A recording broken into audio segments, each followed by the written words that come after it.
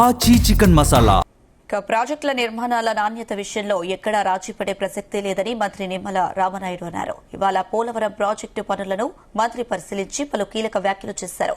Irrigation రంగానికి పెద్దపీట వేసి ప్రాజెక్టులు పూర్తి చేసేందుకు కూటమి ప్రభుత్వం చిత్తశుద్దితో పనిచేస్తుందన్నారు.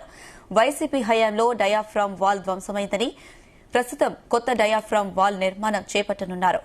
ఇక పోలవరంతో పాటు రాయలసీమ, ఉత్తరాంధ్ర ప్రాజెక్టులను క్రమ పద్దతిలో పూర్తి చేసేలా యాక్షన్ ప్లాన్ సిద్దం చేసుకున్నామని మంత్రి నిమ్మల రామనాయుడు తెలిపారు.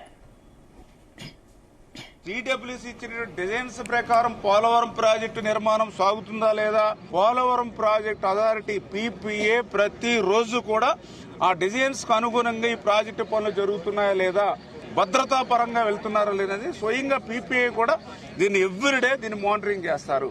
అదేవిధంగా ఏదైతే అంతర్జాతీయ నిపుణులు ప్యానల్ ఎక్స్పర్ట్స్ ఎవరైతే ఉన్నారో వాళ్ళు కూడా ఎవ్రీ 3-4 మంత్స్కి వచ్చి ఈ జరుగుతున్నటువంటి పనులను కూడా ఎప్పటికప్పుడు ఇంకా ఏదైనా డిజైన్స్ ఇంకా ఇంప్లిమెంట్ చేసిస్తే దాన్ని కూడా సిడబ్ల్యూసి ఆమోదించి ఈవేళ పోలవరం ప్రాజెక్టు అథారిటీ ద్వారా ఈ పనులు జరుగుతున్నటువంటి పరిస్థితిని గుర్తుపేసేసుకుంటూ, అంటే ఈ రకంగా ఎక్కడా కూడా నాణ్యత విషయంలో గాని భద్రతా విషయంలో గాని ఎక్కడ కూడా రాజీ పడకుండా ముందుకు వెళ్తాము.